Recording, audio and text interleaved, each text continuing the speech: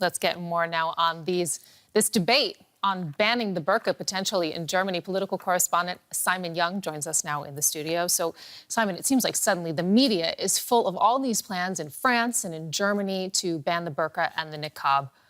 What's behind the latest German effort?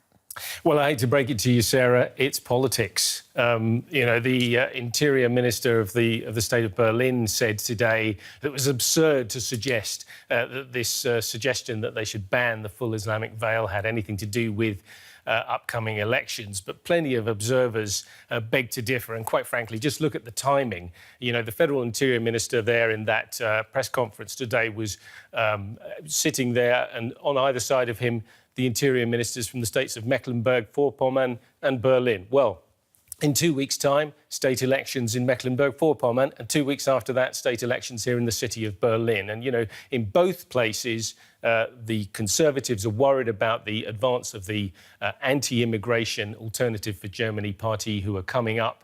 And the CDU, Angela Merkel's party, want to show that they still believe that they're the party of law and order, and they want to show that they think that the policy of welcoming migrants into Germany is a success, or at least less of a concern than many people have said it is. So that's what's behind it. So if this is all about politics then, Simon, what does that say about public perception of this issue? Does that mean that there is broad public support for banning the burqa?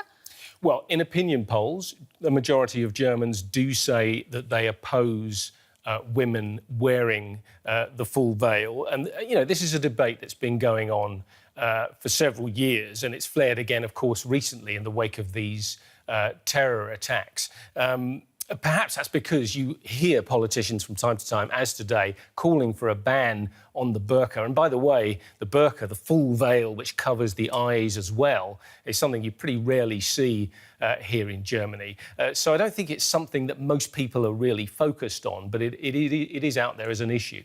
It's not the only issue that's out there. I want to talk about another one, and this is one that you might not expect would be an issue here in Germany. That is child marriage. There's a proposal now to ban marriages of young girls and children. Isn't this already illegal in the country? I was very surprised to hear this.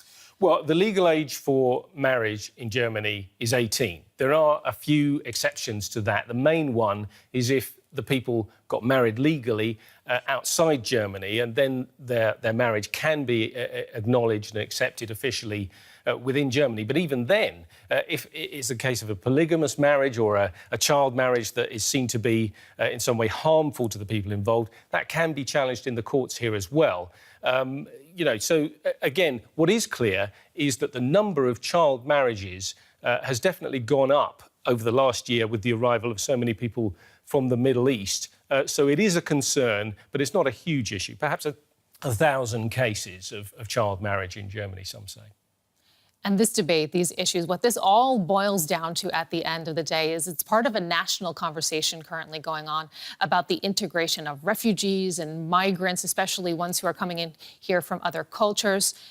What has been the response from Germany's Muslim communities on that front?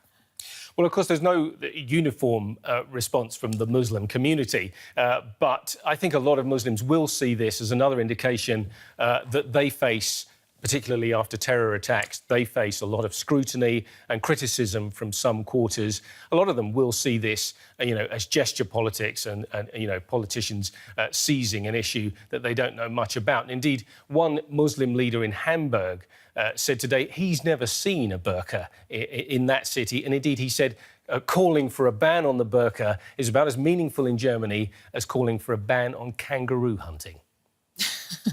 Simon Young, thank you very much for that perspective and analysis. We appreciate it.